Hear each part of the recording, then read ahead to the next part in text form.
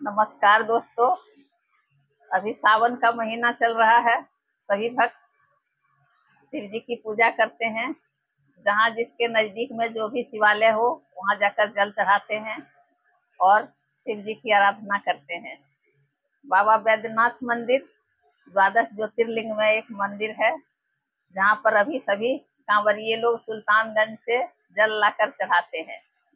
बाबा जल चढ़ाते हैं बाबा पर और भोलेनाथ प्रसन्न होकर उन्हें आशीर्वाद देते हैं, उनकी मनोकामना पूरी करते हैं।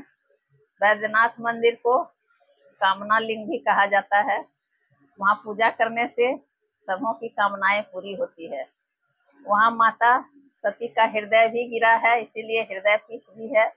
माँ पार्वती भी भोलेनाथ के साथ वहाँ विराजमान है।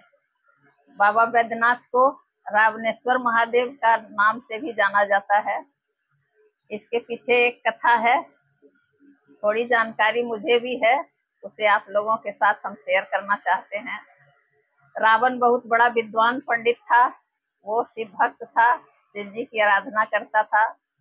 एक बार वो कैलाश पर्वत पर गया और शिव जी से प्रार्थना किया कि आप मेरे साथ लंका चलें, लंका में रहें और हम वहीं आपकी पूजा करेंगे। तो शिव जी मन में सोचे कि वहां लंका जाकर निवास करेंगे तो बड़ा ही अनर्थ हो जाएगा। सभी देवी देवता चिंतित हो गए कि शिव जी वहां चले जाएंगे लंका में तो कैसे क्या होगा। सभी लोगों ने विष्णु भगवान के पास जाकर प्रार्थना की और कहा कि रावण भोलेनाथ को ले जाना चाह रहा है। भोलेनाथ ने रावण को बहुत ही समझाना चाहा, पर वो बहुत ही प्रार्थना करने लगा कि आप शिवलिंग रूप में चलें। भोलेनाथ भी मान गए और वे उसे बोले कि मैं चलूंगा, लेकिन एक शर्त पर, रास्ते में तुम शिवलिंग को कहीं रखना नहीं, जमीन पर जहां रखोगे वहीं हम स्थापित हो जाएंगे। रावण ने शर्त मान लिया और भगवान भोलेनाथ शिवलिंग के रूप में प्रकट हुए और रावण उसे लेकर जाने लगा। रास्ते में घने जंगल की ओर से जा रहा था, तभी विष्णु भगवान एक चरवाहे के रूप में खड़े थे। सभी देवताओं ने ये विचार किया कि इसे लंका नहीं ले जाने देंगे।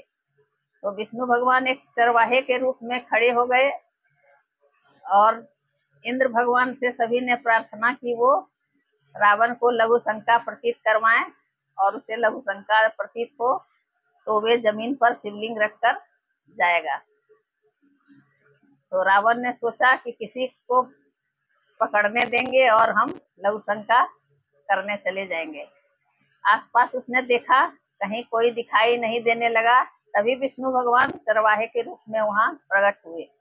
तो उसने उनसे कहा चरवाहे से कि थोड़ी देर मेरे इस शिवलिंग को तुम पकड़ लो, हम लघु शंका से निवृत्त होकर आते हैं, फिर तुम्हारे हाथ से हम ले लेंगे। तो विष्णु भगवान जो चरवाहे के रूप में थे, उन्होंने शिवलिंग को रख लिया और रावण जब लघु शंका करने के लिए गया तो वे लघु शंका वो करता ही रह गया।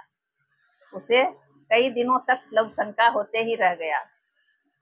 जब विष्णु भगवान देखे कि वो नहीं आ रहा है वापस, तो उन्होंने जमीन पर रख दिया शिवलिंग को। रावण जब निवृत्त होकर आया तो उसने देखा कि शिवलिंग को जमीन पर रख दिया गया है, तो उसे बहुत गुस्सा आया। आसपास उसने चरवाहे को खोजा भी, तो विष्णु भगवान वहां से अंतर ध्यान हो गए थे। फिर उसने अपनी सारी ताकत लगाकर शिवलिंग को उठाना चाहा, लेकिन उसने उठा नहीं पाया। फिर गुस्से में आकर शिवलिंग पर एक मुक्का मार दिया। भगवान भोलेनाथ वहीं स्थापित हो गए, जो कि अभी बाबा बैद्यनाथ धाम से प्रसिद्ध हैं। वो रावणेश्वर के नाम से भी प्रसिद्ध हो गए हैं।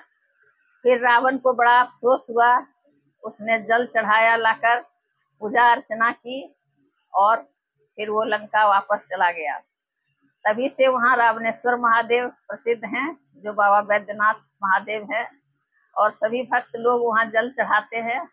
अभी सावन में वहाँ पर बहुत ही भीड़ रहता है।